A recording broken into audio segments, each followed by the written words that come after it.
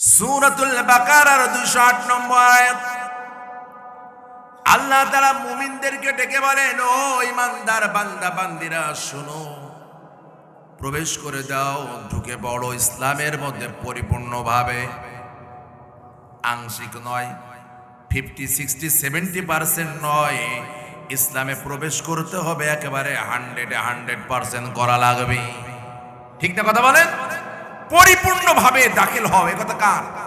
উদখুলু ফিস সিলমি কাফা, ইসলামের ভিতরে পরিপূর্ণভাবে দাখিল হয়ে যাও। ভাইরা আমার, এরপর আল্লাহ তাআলা বলেন, বান্দা ইসলামের পথে পরিপূর্ণভাবে দাখিল হওয়ার পিছনে সবচেয়ে বড় বাধার নাম হলো শয়তান। নাম কি? এই জন্য আল্লাহ সাথে সাথে আবার বললেন, ওয়ালা তাত্তাবিউ খুতুওয়াতিশ শাইতান, যারা ইসলামে পরিপূর্ণভাবে দাখিল হতে চাও তারা শুনে নাও, খবরদার খবরদার শয়তানের আদর্শ আর পদাঙ্ক অনুসরণ করো না। ভাইরা আমার, তাহলে আল্লাহর বক্তব্য হলো উদখুলু ফিস সিলমি কাফা, বান্দা ইসলামের ভিতরে ঢুকে পড়ো, পরিপূর্ণভাবে ইসলামের ভিতরে ঢুকে পড়ো। আর এর এক নাম্বার বিষয় হলো ওয়ালা তাত্তাবিউ খুতুওয়াতিশ শাইতান, প্রকৃত মুসলমান হতে গেলে শয়তানের সাথে সম্পর্ক রাখা যাবে না। কিন্তু আমাদের বাস্তব জীবন চরিত্র হলো এমন, আমরা আল্লাহ তাআলাকেও সন্তুষ্ট করতে চাই, শয়তানকেও যাতে বেজার না হয় সেদিকেও খেয়াল রাখি। আমার কথা কি বুঝতে পারছেন? আমাদের বাস্তব চরিত্র হলো, বাস্তব জীবন যাপন হলো, আমরা কিছু কিছু কাজ করি যাতে আল্লাহ সন্তুষ্ট হয়, আবার এমনও কাজ করি যাতে শয়তানও বেজার না হয়, সেও খুশি থাকে। দুই পক্ষকে খুশি রাখার আপ্রাণ চেষ্টা আমাদের ভিতরে কি আছে না নাই? কথা বলেন। যদি প্রশ্ন করা হয় আপনি সালাত আদায় করেন কেন, উত্তর হলো আল্লাহ তাআলাকে সন্তুষ্ট করার জন্য। কথা বলেন। যদি প্রশ্ন করা হয় তুমি সিয়াম পালন করো কেন, 1 মাস না খেয়ে থাকো কেন, এটা আল্লাহর হুকুম, আল্লাহর সন্তুষ্টির জন্য। প্রশ্ন করা হয় লক্ষ লক্ষ 8 লক্ষাধিক টাকা এখন লাগে হজ করার জন্য, এত টাকা খরচ করে কেন মক্কা নগরীতে হজ করতে গেলে, বলবে আল্লাহর হুকুম মানার জন্য। এই মানুষটা লক্ষ লক্ষ টাকা যাকাত দেয়, প্রশ্ন করা কেন দিলে, আল্লাহর বিধান, আল্লাহকে সন্তুষ্ট করার জন্য। ওই একই মানুষ আবার সুদের ময়দানে পাওয়া যাবে কি যাবে না বলেন? এই কাজগুলো করলো আল্লাহ তাআলা সন্তুষ্ট করার জন্য, ওই মানুষ আবার সুদের সাথে জড়িত হয়ে গেছে, ওই মানুষ আবার চাঁদাবাজের সাথে জড়িত, ওই মানুষ আবার দখলদারিত্বের সাথে জড়িত, ওই মানুষ মানুষ ঠকানোর কাজে জড়িত, আর একজনের অধিকার কিভাবে কেড়ে নেবে সেই কাজে জড়িত, ওই মানুষ দুর্নীতি চুরির সাথে জড়িত, ওই মানুষ জিনার সাথে জড়িত। বাস্তবতা মিলালে দেখা যায় আমরা আল্লাহকেও সন্তুষ্ট রাখতে চাই, আবার শয়তানও বেজারে না হয় সেদিকটাও আমরা খেয়াল রাখি। ভাইরা আমার, সূরাতুল বাকারা আয়াতুল কুরসি হলো 255 নম্বর আয়াত। তারপরে আয়াত 256, আল্লাহ তাআলা কেমন করে ঈমান আনতে হবে আমাদেরকে বুঝিয়ে দিলেন। বান্দা, ঈমান তোমার মতো করে আনলে হবে না, ঈমান আনতে হবে আমার শেখানো পদ্ধতি অনুযায়ী। মুমিন পৃথিবীর সবাই তোমাকে ভোট দিলেও মুমিন হতে পারবে না, আমার কোরআন রাসূলের সুন্নাহ অনুযায়ী মুমিন হতে পেরেছো কিনা, এই ক্যাটাগরিতে, এই মানদণ্ডে, এটাই হলো আমার দেখার বিষয়। কে তোমাকে মুমিন বললো এতে মুমিন হয়ে যাবে না, কে তোমাকে কাফের বললো এতে কাফের হবে না। কোরআন এবং সুন্নাহ তোমার ব্যাপারে কি সিদ্ধান্ত জানায় সেটাই চূড়ান্ত সিদ্ধান্ত। বুঝাতে পারি না ভাই? কথা বলেন। আল্লাহ তাআলা বলেন, ফামান ইয়াকফুরু বিত-তাগুতি ওয়া ইউমিন বিল্লাহ ফাকাদ ইসতামসাকা বিল উরওয়াতিল উসকা লা ইনফিসামা লাহা। বান্দা, ঈমান আনতে চাও, মুমিন হতে চাও, মুমিন আনার শর্ত হলো আগে তাগুতের সাথে সম্পর্ক ছেদ করা লাগবে। আমার কথা বুঝতে কি কষ্ট হচ্ছে আপনাদের? আমার কথা বুঝতেছেন? আল্লাহ বলেন, আল্লাহর প্রতি ঈমান আনতে চাও তাহলে তোমার কাজ হলো তাগুতের সাথে আগে সম্পর্ক ছেদ করা লাগবে। কতটুকু? পরিপূর্ণভাবে তাগুতকে ছেড়ে দিতে হবে। তাগুতের ছায়া তলে তাগুতের ছায়াতলে জীবন যাপন করে কখনো মুমিন হওয়া যায় না, মুমিন থাকাও যায় না। এই কথা কি বুঝতেছেন আপনারা? এই জন্য আল্লাহ বলেন ফামাই ইয়াকফুর বিত্তাগুত, যে ব্যক্তি তাগুতকে অস্বীকার করবে, ওয়া ইউমিন বিল্লাহ, এরপরে আল্লাহ তাআলার প্রতি ঈমান আনবে। আপনি পানি চেয়েছেন, শোকেসের ভিতরে গ্লাস সাজানো, পরিষ্কার গ্লাস, এরপরও গ্লাসটা এনে কয়েকবার ধৌত করে এরপরে পানি ঢেলে আপনাকে পরিবেশন করা হয়। এই কথা কি বুঝতে পেরেছেন আপনারা? তার মানে বোঝা গেল ঈমান আনার ব্যাপারে আল্লাহ বলেন বান্দা তাড়াহুড়া করো না, আরো কাজ আছে। তুমি যদি মুমিন হতে চাও, তোমার আগের কাজ হলো তাগুতের সাথে সম্পর্ক ছেদ করা লাগবে। আর আমাদের বক্তব্য হলো হুজুর আমি যে দল করি, যে আদর্শ মানি, ওটাই করব, ওই পথেই চলবো, এরপরে তাসবিহ তাহলিল করে কিভাবে জান্নাতে যাওয়া যায় হুজুর এই কথাটা বলে দেন। আছে না এরকম লোকজন? আছে না নাই?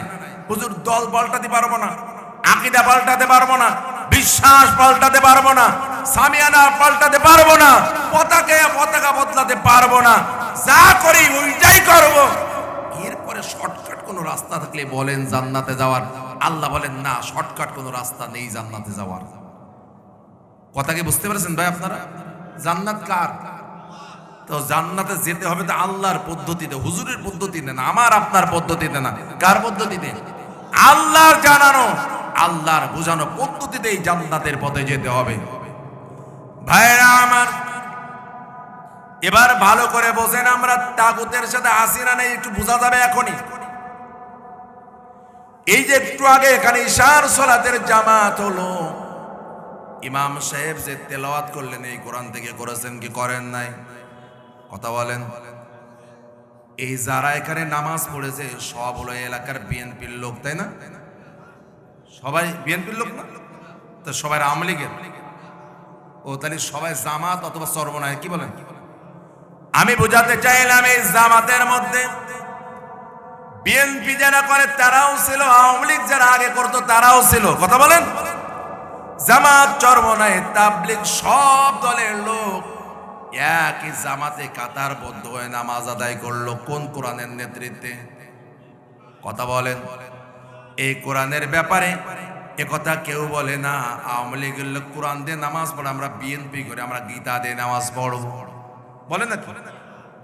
আবার এও বলে না জামাত আমাদের শত্রু, জামাত যেহেতু কোরআন দিয়ে নামাজ পড়ে আমরা ওই মসজিদে আর যাব না, আলাদা মসজিদ করে আলাদা ইমাম রেখে বাইবেল দিয়ে নামাজ পড়ব, কোনোভাবেই জামাতের সাথে আমরা মেলব না, বলে এরকম কেউ?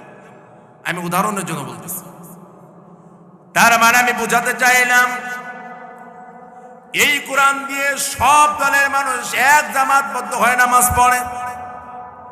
এই যে মাসখানেক পরে রমাদান শুরু হচ্ছে, খতম তারাবি যদি হয় মসজিদে, ওই মসজিদের খতম তারাবিতে সব দলের লোক নামাজ পড়ে কি পড়ে না?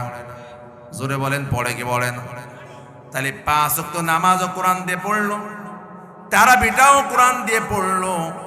আবার যখন বাপ মা বা আপনজন কেউ মারা যায়, এই হিফজুখানার ছাত্রদের খতম দেয়। ওটা যারা আওয়ামী লীগ করে তারাও দাওয়াত দেয়, যারা বিএনপি জামাত অন্য দল করে তারাও দাওয়াত দেয়। বোঝা গেল কোরআন দ্বারা খতম করে দোয়া করা লাগবে, এই ব্যাপারে সব দলের মানুষ একমত না আলাদা? বুঝতেছেন কথাগুলো? ভাইরা আমার, আবার একইভাবে ছোট বাচ্চারা ভয় পেয়েছে, জ্বর সারে না, রাত্রে কান্নাকাটি করে, লাফিয়ে লাফিয়ে ওঠে। ওই ছোট্ট বাচ্চাটা যদি বিএনপির ঘরের হয়, গা ঝালানোর জন্য ইমাম সাহেবের কাছে আনা হয়, হাফেজ সাহেবের কাছে আনা হয়। যদি ওরকম ছোট্ট বাচ্চা আওয়ামী লীগের ঘরে থাকে, তাকেও ওই একই হাফেজ সাহেবের কাছে আনা হয়। জামাত, চরমনায়, অন্য দল, তাদেরও একই হাফেজ সাহেবের কাছে আনা হয়। তার মানে বোঝা গেল ভয় পেলে ঝাড় ফুঁক দিতে হবে কোরআন দিয়ে। এ ব্যাপারে সব দলের মানুষ একমত। বুঝেছেন কথাগুলো? তার মানে হলো আল্লাহর কোরআন দিয়ে নামাজ সবাই পড়ে, কেউ বলে না যে না আমি পড়বো না। আল্লাহ তাআলার কোরআন দিয়ে খতম বা খতমে তারাবি পড়ে, রমাদান মুবারকে খতম করে এই কোরআন দ্বারাই দোয়া করে, আবার এই কোরআন দ্বারাই ঝাড় ফুঁক দেয়। কথা বলেন, দেয় কিনা? তাহলে প্রশ্ন হলো, এই কোরআন নিয়ে আমাদের মধ্যে এত ঝামেলা কেন? সব জায়গায় তো কোরআন লাগতেছে, তাহলে সমস্যা কোথায়? এই কোরআনের কথা বললে আমাদের মিজাজ গরম হয় কেন? আমাদের রাগ ওঠে কেন? আমরা চিল্লাই কেন, বাধা দিই কেন কোরআনের কথা বলতে? সমস্যা এক জায়গায় আছে। নামাজে, খতমে অথবা তারাবিতে কোরআন তো বাংলায় বলা হয় না, আরবিতে বলা হয়। আমরা তো বুঝি না, এই জন্য তেমন একটা সমস্যা হয় না কারণ। কিন্তু যখন খতিব সাহেব মসজিদের জুমা যিনি পড়ান, তিনি যখন আবার এই একই কোরআন থেকে আলোচনা করেন, খতিবের চাকরি যায় না? কথা বলেন তো একটু, আপনারা যায় না? এই একই কোরআন থেকে আলোচনা করলে আলোচককে এই মঞ্চে আর আলোচনা করতে দেওয়া হয় না। যেই কোরআন দিয়ে নামাজ পড়া হলো, যেই কোরআন দিয়ে তারাবি পড়া হলো, যেই কোরআন দিয়ে খতম পড়া হলো, যেই কোরআন দিয়ে ঝাড়ফুঁক দেওয়া হলো, ওই একই কোরআন দিয়ে কথা বলতে দেওয়া হচ্ছে না। তার কারণ হলো, আমরাও আবু জেহেলের গোষ্ঠী, তবে আরবেরটা ছিল আরবি আবু জাহাল, আর আমরা হলাম বাংলা আবু জাহাল। বাংলা না বলা পর্যন্ত টের পাই না কিছু। কথা কি ভুল হচ্ছে নাকি আমার ভাই? আমি যদি আমার বানানো কথা বলতাম তাহলে ফেলে দেওয়া যেত। আসুন কোরআনের কাছ থেকে ঘুরে আসি। সূরাতুন নিসা আয়াত নাম্বার 60। কোরআন কার কথা? তা কোরআন দিয়ে বললে কার কথা বলা হবে? আমরা কোনো কথা বানিয়ে বলি না, আমরা আল্লাহ তাআলার কথাগুলোই মানুষের কাছে পৌঁছে দেওয়ার চেষ্টা চালাই। ঠিক কিনা জোরে বলেন ভাইরা আমার?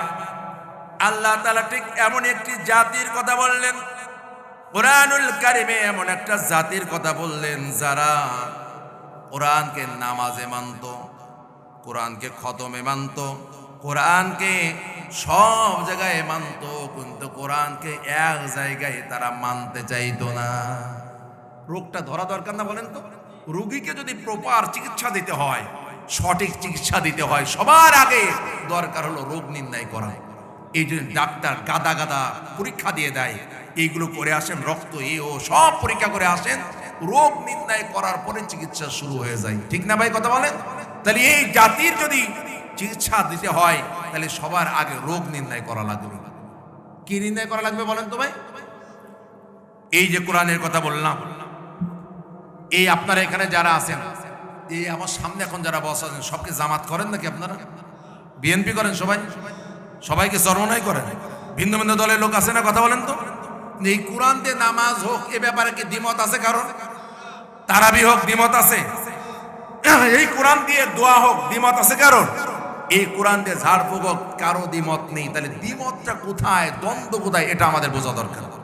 সেই সমাধান রেখেছেন আল্লাহ তাআলা সূরা নিসা আয়াত নাম্বার 60। মনে থাকবে তো আয়াতটা? কোন সূরা? সূরা নিসা আয়াত নাম্বার 60। আল্লাহ বলতেছেন, আল্লাহ তাআলা বলেন, আলাম তারা ইলাল্লাযীনা ইয়াজউমুনা আন্নাহুম আমানু বিমা উনজিলা ইলাইকা ওয়া মা উনজিলা মিন ক্বাবলিক ইউরিদুনা আন ইয়াতাহাকামু ইলাত তাগুত। আল্লাহ তাআলা বলেন, ও বিশ্বনবী, ওই মানুষগুলো সম্পর্কে আপনি চিন্তা করে দেখেছেন, ভেবে দেখেছেন, যারা দাবি করে আমরা ঈমানদার, যারা দাবি করে আমরা ঈমানদার, যারা দাবি করে ও নবী আপনার প্রতি যা নাজিল হয়েছে তা আমরা বিশ্বাস করি। শুধু এটা নয়, এর আগে যত আসমানি কিতাব নাজিল হয়েছে ওগুলোও বিশ্বাস করি, এই কথা দাবি করে, অথচ ইউরিদুনা আইয়াতাহাকামু ইলাত তাগুত। জীবন সমস্যার সমাধান যখন দরকার হয়, জীবন সমস্যার সমাধান যখন প্রয়োজন হয়, তখন আর কোরআনের কাছে যায় না, তখন কোরআনকে বাদ দিয়ে মানব রচিত বিধানের দিকে ধাবিত হয়। এ আছে না নাই কথা বলেন? কোরআন নামাজে মানে, তারাবিতে মানে, ঝাড়ফুঁকে মানে, দোয়ায় মানে, কোরআন দ্বারা সমাজ, পরিবার, রাষ্ট্র পরিচালিত হোক, অর্থনীতি পরিচালিত হোক, গোটা পৃথিবী পরিচালিত হোক, এটা চাই না। আল্লাহ বলেন, ও নবী, ওরা নিজেদেরকে মুমিন দাবি করে, কিন্তু আমার কাছে এখনো মুমিনের খাতায় নাম ওঠে নাই। এরকম মুমিন আমার এই নানাবাড়ি এলাকায় নাই মনে হয়, কি বলেন আপনারা? আছে।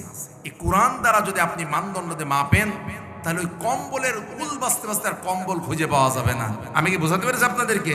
আল্লাহ বলেন ওরা কোরআনকে নামাজে মানে, ওরা কোরআনের হেফজখানা খুলবে, ওরা কোরআনের মাহফিল করবে, সব জায়গায় কোরআন মানবে, কিন্তু কোরআন দ্বারা সমাজ চলুক এটা তারা চাইবে না। ও নবী, ওরা ধারণা করে ওরা নিজেদের মুমিন, আমি বলতেছি ওরা কিন্তু মুমিন হতে পারেনি। কারণ মুমিন হতে গেলে ওরা যে তাগুতের দিকে যায়, ওয়াকাদ উমিরু আই ইয়াকফুরু বি, মুমিন হতে গেলে ওই তাগুতকে আগে অস্বীকার করা লাগবে।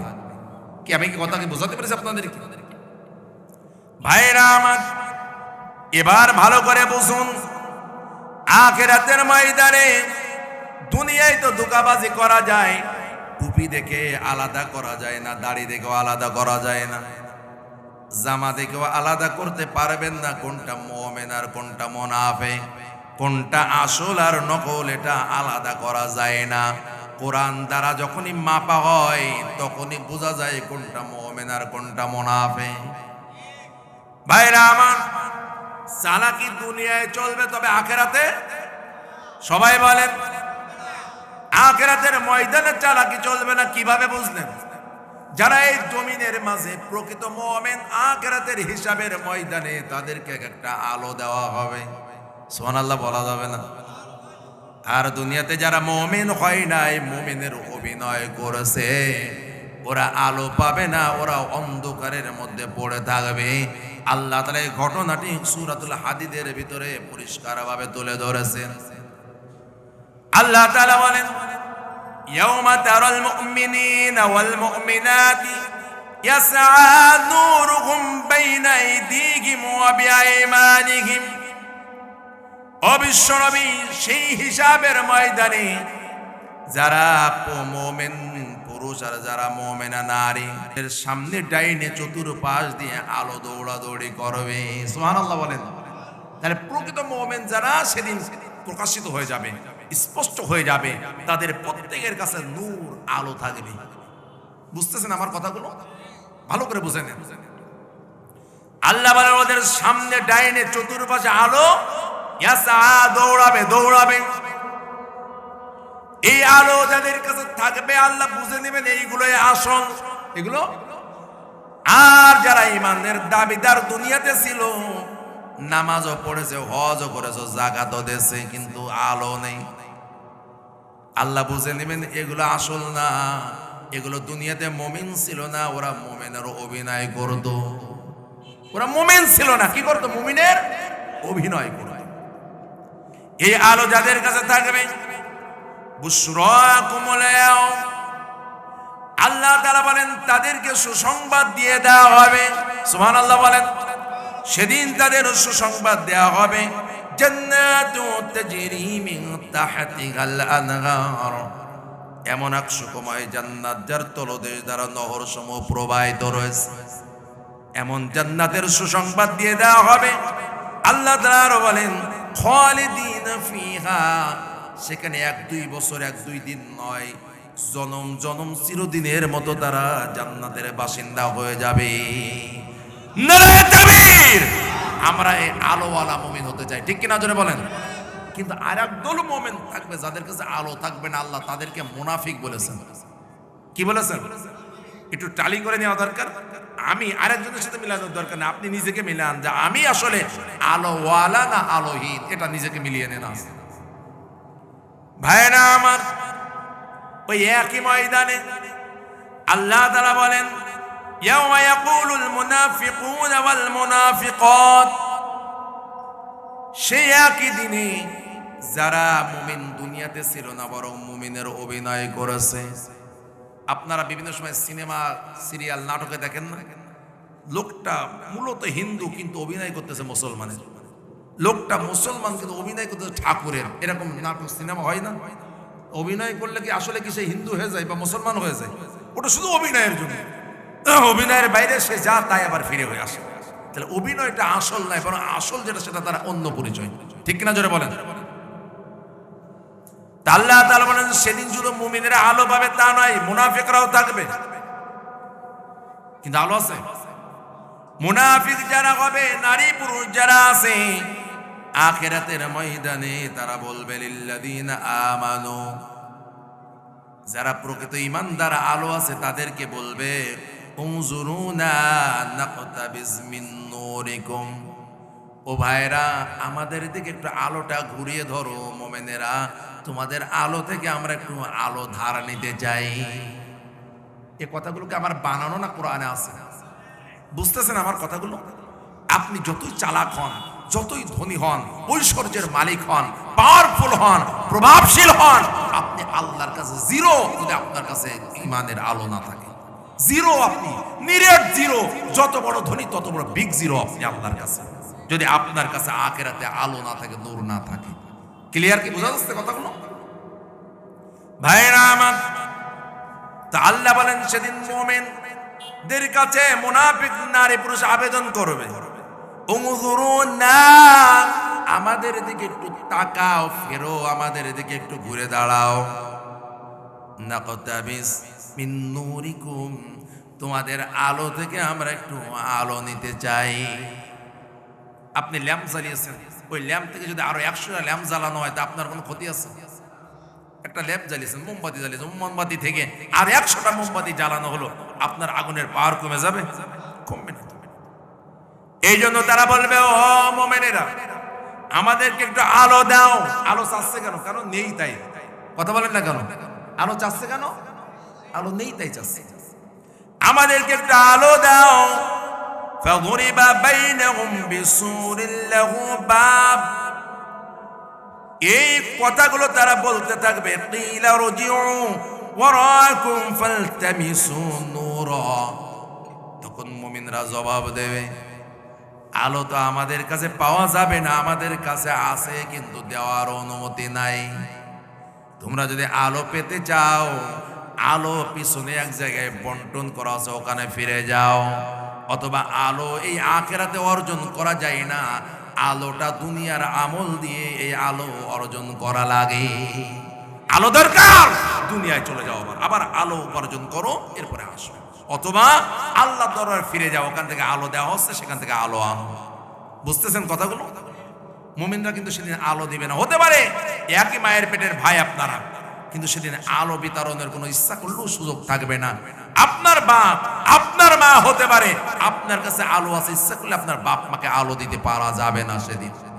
কঠিন ময়দান না ভাই? কথা বলেন তো, যে আপনি আলো আছে তারপরেও কাউকে উপকার করতে পারবেন না, তাহলে সেদিন কি চালাকি ধরা পড়ে যাবে না? এখন কি টুপি তো একই, আবু 4 রাকাত, আপনিও 4 রাকাত নামাজ পড়েন, আপনিও জাকাত দেন, আমিও দিই, আপনিও রোজা রাখেন, আমিও রাখি, বোঝার কায়দা নেই। সেদিন কিন্তু আসল আর নকল বের হয়ে আসবে। ঠিক না? কথা বলেন তো ভাই? ভাইরা আমার, আমি বলতেছিলাম যে অভিনয় দুনিয়াতে করা যায়, আখিরাতে অভিনয় চলবে না। সমস্ত মুখোশ, সমস্ত যে আপনি বিউটি পার্লারে যে আপনার চেহারাকে ঢেকে এসেছেন, সব সেদিন খসে পড়ে যাবে, আসল চেহারা সেদিন উন্মোচিত হয়ে যাবে। ভাইরা আমার, এই কথা চলবে মুমিন আর মুনাফিকদের মাঝে। মুমিনদের কাছে আলো থাকবে, কিন্তু মুনাফিক নারী পুরুষের কাছে কোনো আলো থাকবে না, অন্ধকার আর অন্ধকার।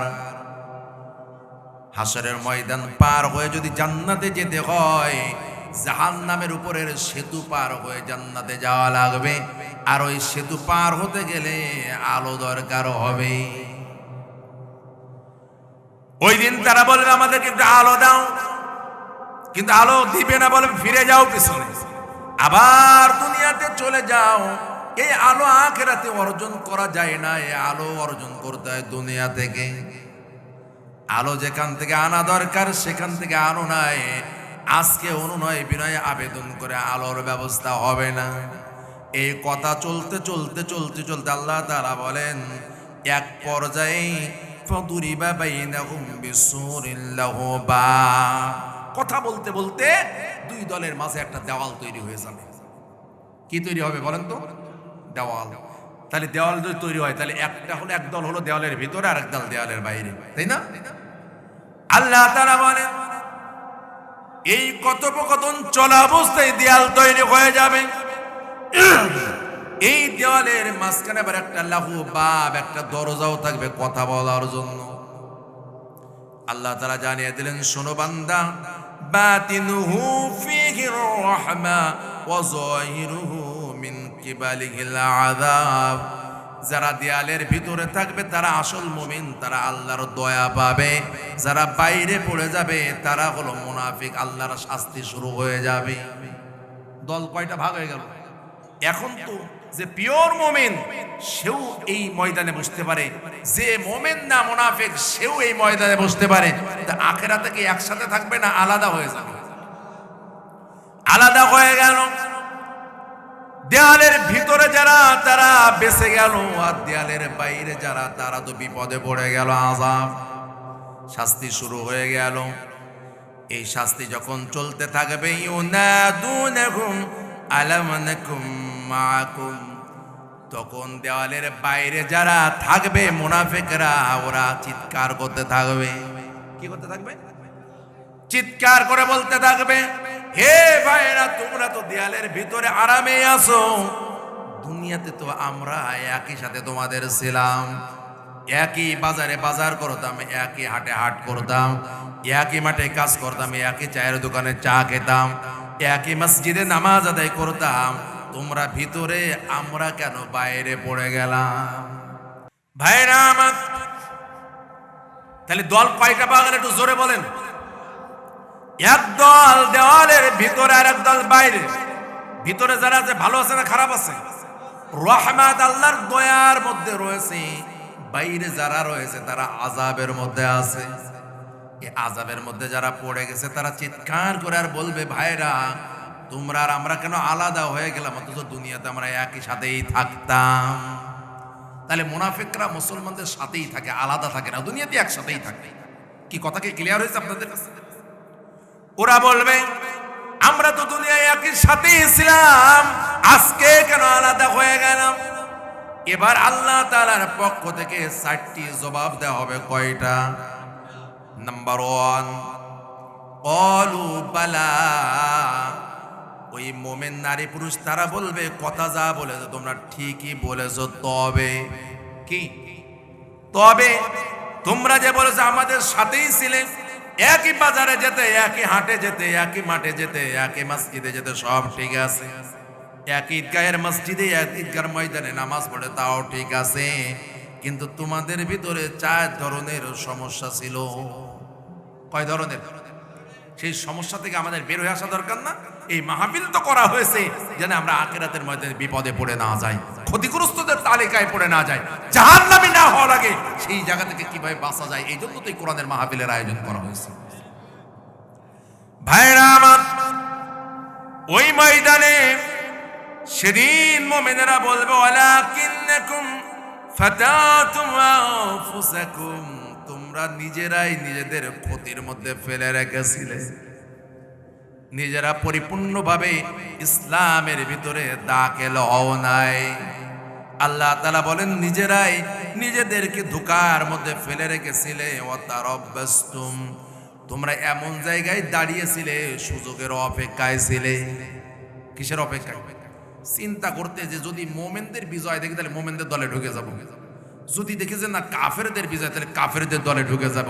এই সুবিধাজনক স্থানে দাঁড়িয়েছিলে, অপেক্ষায় ছিলে যে বিজয় কাদের হয়, যাদের বিজয় হবে তাদের দলের সাথে মিশে যাব। তারা বাস্তব মানে নিজেকে অপেক্ষায় রেখেছিলে যে এখনই না, এখনই না, সিদ্ধান্তহীনতায় ভুগতে আরেকটু দেরি করি, আরেকটু দেরি করে কাদের দলে থাকলে বেশি লাভ হবে সেই দলে চলে যাব। কথা কি বোঝেন না আপনারা? নিজেরাই নিজেদের ফেলে রাখতে সীমা নাই। এইটা যদি বর্ডার হয়, এই পাশে ভারত আর ওই পাশে যদি বাংলাদেশ হয়, বর্ডারে যে দাঁড়িয়ে আছে, ইচ্ছা করলেই ভারতে ঢুকতে পারবে, ইচ্ছা করলেই বাংলাদেশে থাকতে পারবে। কিন্তু যে লোকটা 7 মাইলে আছে, তার এখানে আসতে গেলে একটু সময় লাগবে। ওই মুনাফিক যারা, ওরা বর্ডারে দাঁড়ায় থাকে, যখনই তাকে নারে, এখন ইমানদারদের পক্ষে থাকলে হবে, নারায় থাকলে আল্লাহু আকবার দলে চলে যায়। আবার দেখে যে না এটা বললে পিঠের চামড়া থাকবে না, তখন বলে যে না আমরা শরিয়া আইন টাইনে বিশ্বাস করি না, আমরা এমনি নাম কষ্ট মুসলমান। এই কথাকে বুঝতেছেন আপনারা? ওরা হলো সুবিধাবাদী, সুবিধার জন্য বসে থাকে, যেইটা সুবিধাজনক মনে হয় সেটাই ঢুকে পড়ে। ওই দিন মুমিনেরা বলবে, তোমরা একনিষ্ঠ ভাবে ঈমানকে, ইসলামকে গ্রহণ করতে পারো নাই, আবার তাগুতকেও ছেড়ে দিতে পারো নাই। না তোমরা পরিপূর্ণভাবে তাগুতকে ছেড়েছো, আর না ইসলামে প্রবেশ করেছো। কথা কি বুঝতে পারছেন ভাই? এরকম মুসলমান আমরা বিভিন্ন জায়গায় আল্লাহ মাহফিলে নিয়ে যান, অনেক জায়গায় আছে, আলহামদুলিল্লাহ আমার নানা বাড়ি এলাকায় নাই। কি বলেন আপনারা? এই বালিয়াঘাট এবং এই এলাকায় আলহামদুলিল্লাহ এরকম মানুষ নাই যারা সীমানায় দাঁড়িয়ে আছে সুযোগের অপেক্ষায়। এখনই কিছু বলা যাবে না, সিদ্ধান্ত ডিক্লেয়ার দেওয়া যাবে না, যখনই দেখবো যেটাই সুবিধা সেটাই ঢুকে পড়বো। আল্লাহ বলেন যে সেদিন এই অপরাধের কারণে তারা দেওয়ালের বাইরে পড়ে যাবে। আপনারা কি আমার কথা বুঝতেছেন তো ভাই?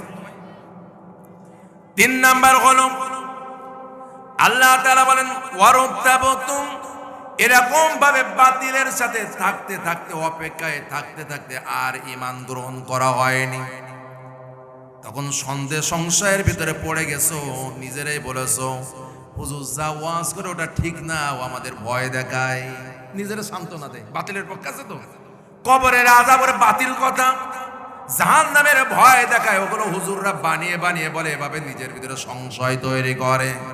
এরকম মানুষ আছে না নাই? দীর্ঘদিন নিজেকে বাতিলের সাথে রাখতে রাখতে এক সময় সন্দেহ করে আখিরাত আছে বলে ওটাও বিশ্বাস করতে চাই না।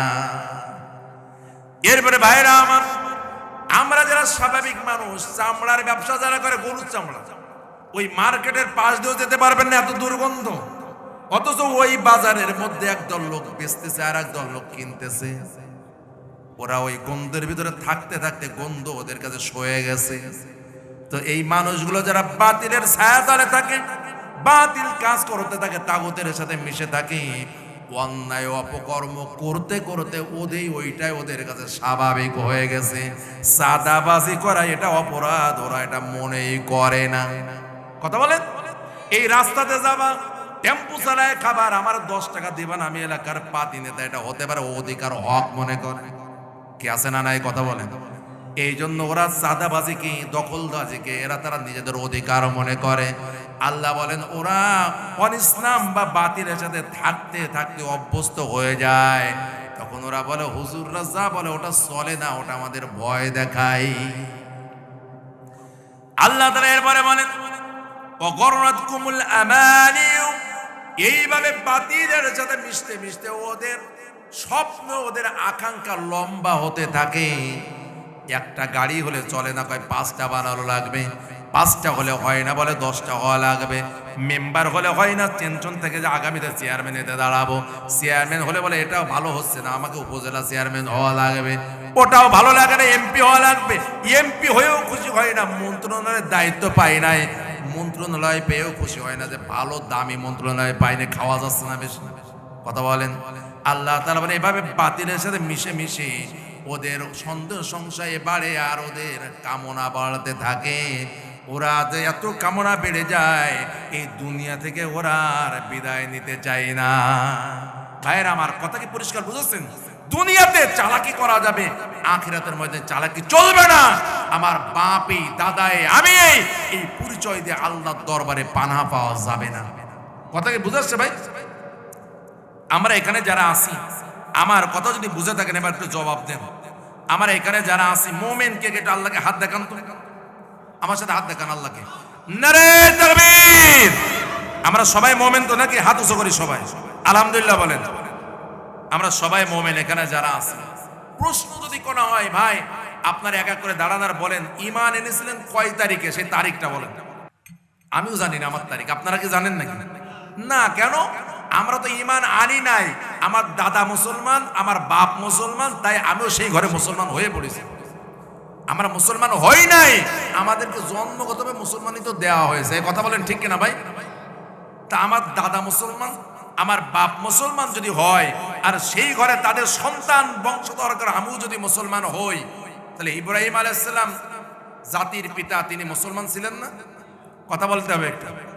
আমি অন্য কিছু কথা বোঝাচ্ছি, বেসিক মৌলিক কথা একেবারে। তিনি মুসলমান ছিলেন না? তার 2জন ছেলে সন্তান ছিল, ইসমাইল আলাইহিস সালাম এবং ইসহাক আলাইহিস সালাম, যারা পরবর্তীতে তারাও রাসূল এবং নবী হয়েছিলেন। কথা বোঝেন নাই? তাহলে ইব্রাহিম আলাইহিস সালাম মুসলমান ছিলেন কিনা? তা তিনি যদি মুসলিম হয়, তাহলে জন্মসূত্রে তার ছেলেরাও কি মুসলমান না? কথা বুঝেছেন আপনারা? আসেন এবার তাদের কথা শুনে আসেন।